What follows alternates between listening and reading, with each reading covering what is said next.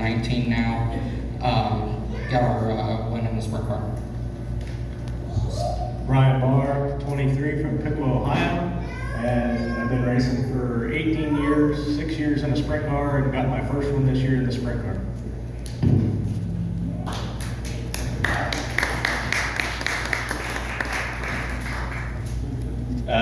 Good question here with you guys. You hear in the Top Rank series, I don't watch it a whole lot anymore, but they used to always complain about Kyle Busch coming out of Cup Series and beating up on the truck guys and stuff like that. How do you guys feel about somebody, I ain't familiar with how you guys are, but like with these guys, I know, if somebody was to come from a late model down and race against you guys, do you feel like they're beating up on you? Or it may be like in your guys' case, if Jack Hewitt comes over racing, but do you want to beat the best, or do you feel like they're beating up on you? Do you welcome them to your class, or just tell me how you feel about that?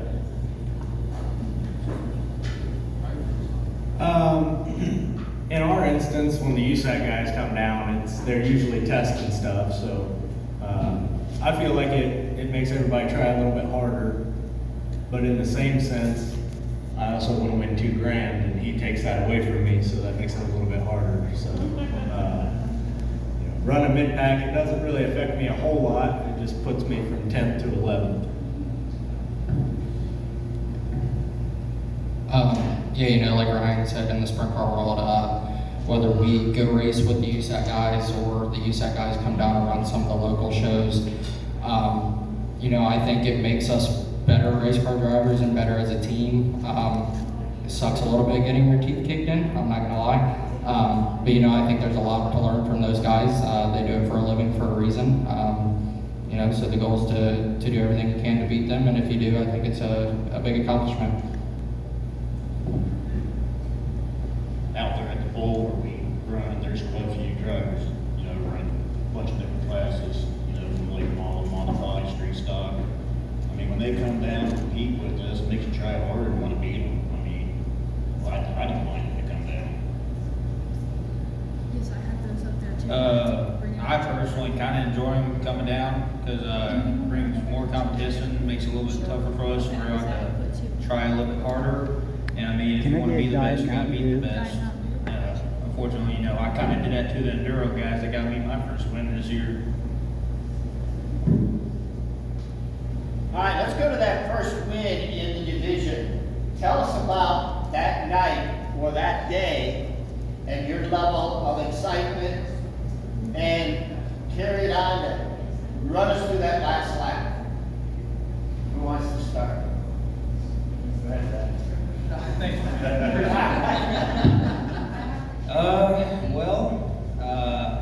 I pulled in at the bowl that day, planning just to run compacts. Had no intention of running enduro that night, but a good friend and mentor, Roger Eaton, pulled out the last $35 out of his pocket, paid him entry fee, and said, "Hey, you're racing tonight." And I'm like, "Huh?" And ended up starting the tail of that race because I missed a pill draw because I didn't even know we had one. Took the lead on lap 1, got up front, and led about every lap. Unfortunately, halfway through, guy spun. I hit him head on the driver's door, busted radiator, and overheated the motor and blew the motor with 12 laps to go. So I was just kind of putting around for the last 15 laps, and luckily I had a whole track lap lead and got to the finish line and won it by 0.001 of a second. So very lucky. Had to get the car pushed up the hill after breakthrough lane, but this year it was so much struggle and heartbreak a lot of times towards the end of races. So to be able to just cap off just even one win, with even being an enduro, it was very, very grateful and happiness for our crew, for all the hard work we did, because even that car ran in the compact class and with one of my buddies in it. So we had to work really hard on the pits, get it switched over, and I'm just proud of all of them, and so much happiness and joy.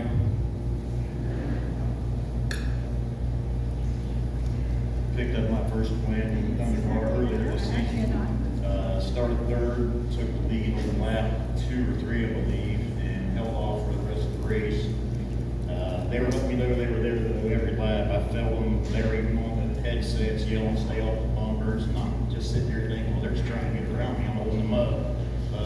was able to hold them off for the rest of the race and pick up my first win. Now, the neat thing about you is you're like almost twice the age of these other guys here. How many years have you been racing to get that first win? How many what? How many years have you been racing? 26 years. So what an accomplishment.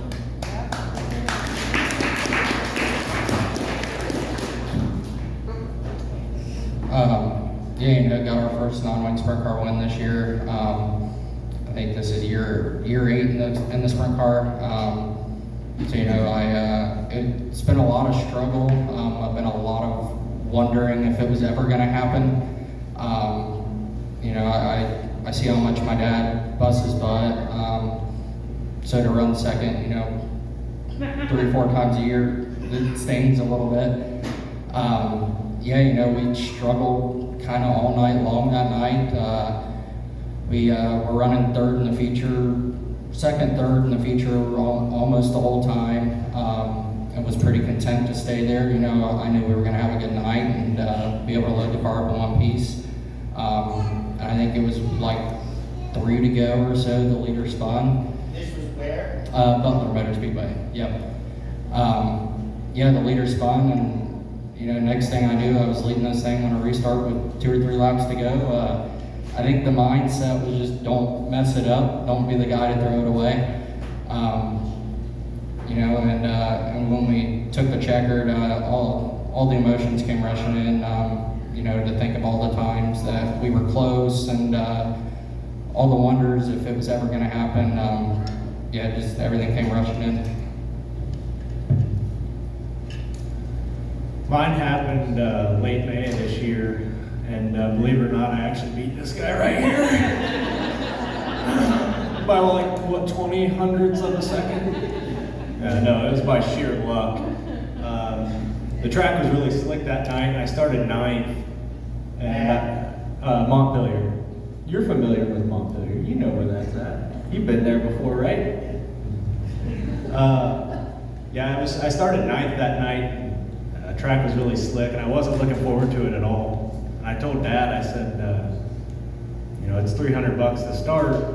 I could just shove 2 PBRs in my suit and just park it in the infield and get $300, and I could drink in the infield and watch the race.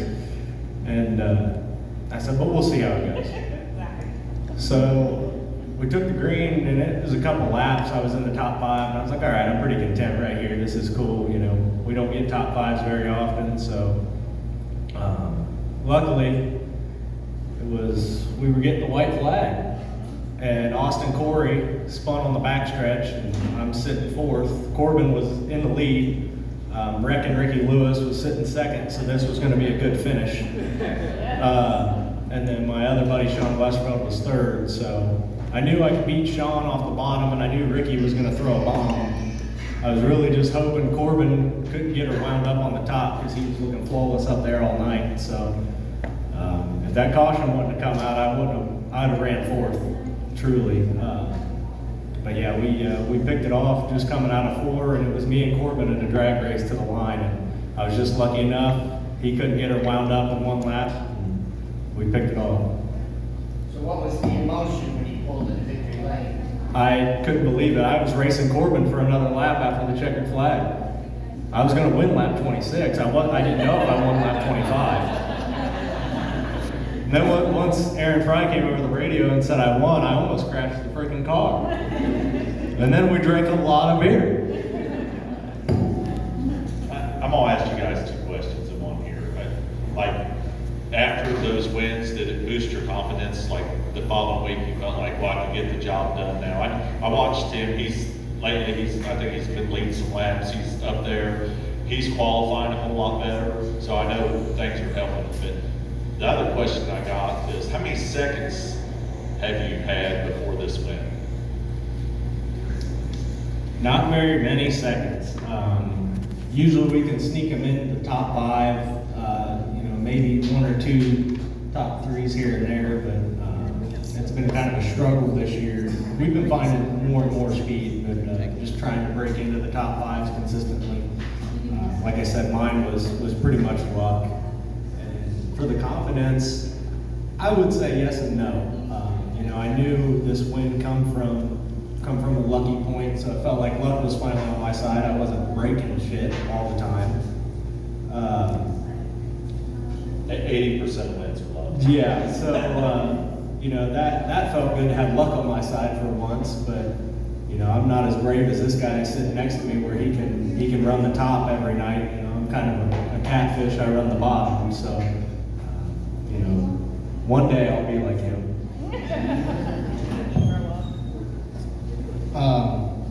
Yeah, as far as running seconds before that, it's way more than I can count or think of. You know, kind of like Ryan, our first win kind of came based off of a luck situation. But you know, some nights I'd rather be lucky. You know, he did what he needed to do to get us at Mount Pilgrim, just like we did what we needed to do to inherit the lead at Butler. We put ourselves in those positions, and I know their family works their butt off just as much as mine does. So, you know, that night he won, I told him, I said, I kind of want to give up, but I'm happy for you all at the same time. Because I know what that felt like. You know, I know how hard we worked to get there. I think it definitely boosted my confidence. I think it boosted our whole team's confidence. We always kind of knew we had a winning car at most places we go. But I think reality doesn't sit in until you get the first one. So now, you know, I don't want to say it's an expectation because it's not, but I think we believe more than ever that we can get it done.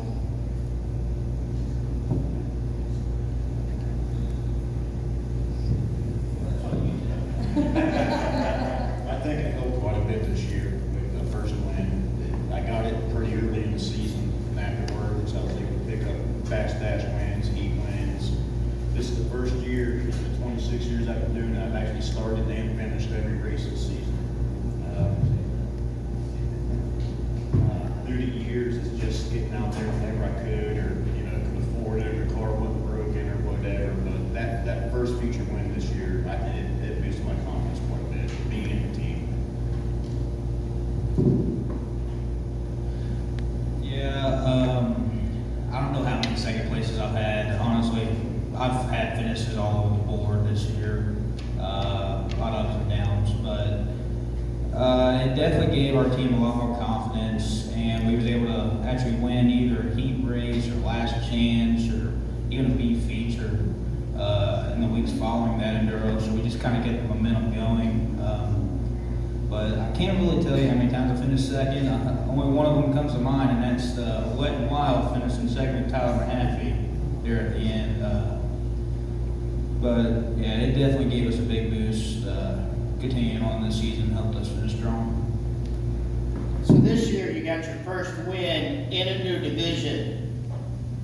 Tell us who you have to thank. Tell us about your crew, sponsors, people that helped you get that first win.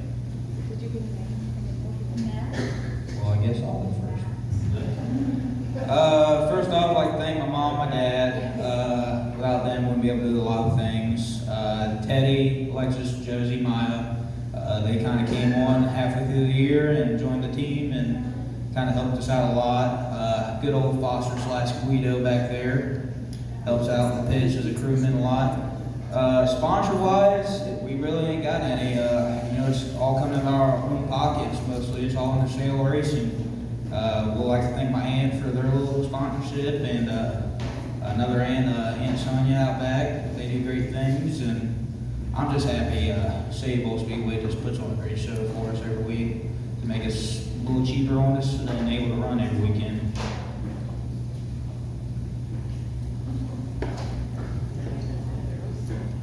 Got to thank my dad, Tim Honey Sr. for getting me started, you know, being around racing most of my life. Mom Craig, he started racing out there, I believe, late 70s.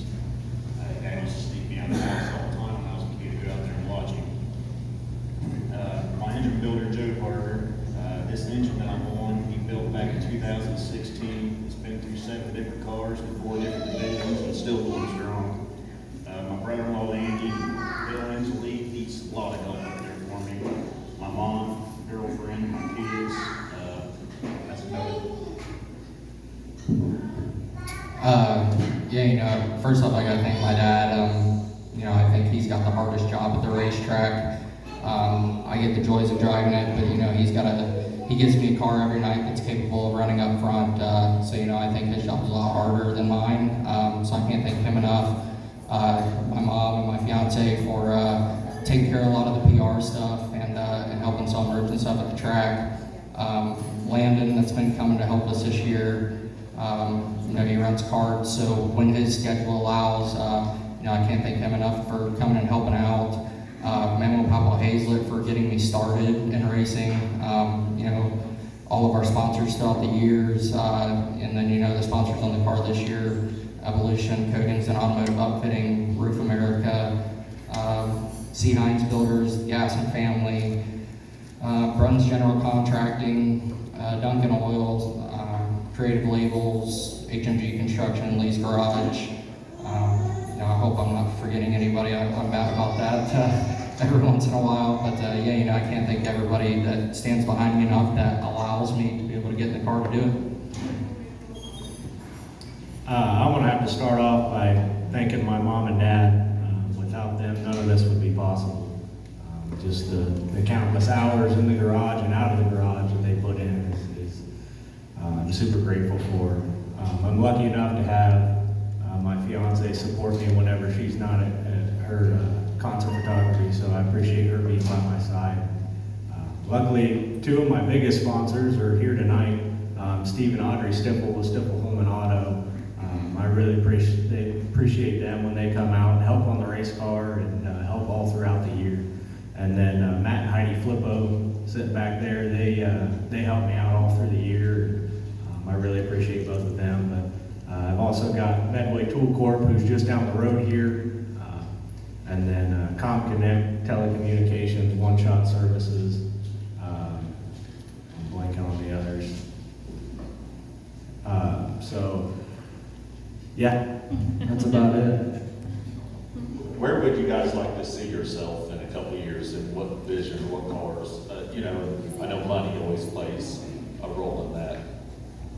I'm honestly really comfortable right here where I'm at. This was always my dream ever since I was a kid, so right here. Luckily, I got to live another dream this year, thanks to Chuck Taylor.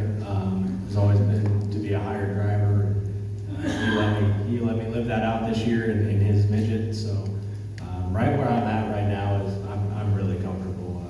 Like to go up to the USAC ranks, but I know my capabilities, and I'm not quite there with those guys yet, so. But yeah, local Saturday night, 25 or 30 races a year in my car or somebody else's. That's right about where I want to be. Ryan hit on it a little bit there. Driving sprint cars was always a dream that I never really thought would happen. You always want to do it, but you never know if the finances and the stars will align right. I can't thank Papa Hazlett and Mom and Dad again, for making that a reality. I think being a full-time driver and doing this for a living in the future would be the ultimate goal. Like Ryan said, I'm just ecstatic with where we're at, and never thought this would be possible to begin with. Yeah, I like the division I'm at right now. I do have a modified as well that I get into every once in a while. A few years ago, I did race late model, and that's a class I kind of want to get back into. Donnie, you gonna let me run late model? You bring the money, you got it. The dream is definitely a modified for me. I've loved those cars my whole life, but truthfully, financially, I really don't know what the future holds. Who knows? Maybe I'll jump into Thunder Car next year, try my best to chase down that good old Hunter Hicks and Tim Hines up front. But no matter where I race or what I'm racing, I'm just happy to be in a race car every weekend. All right.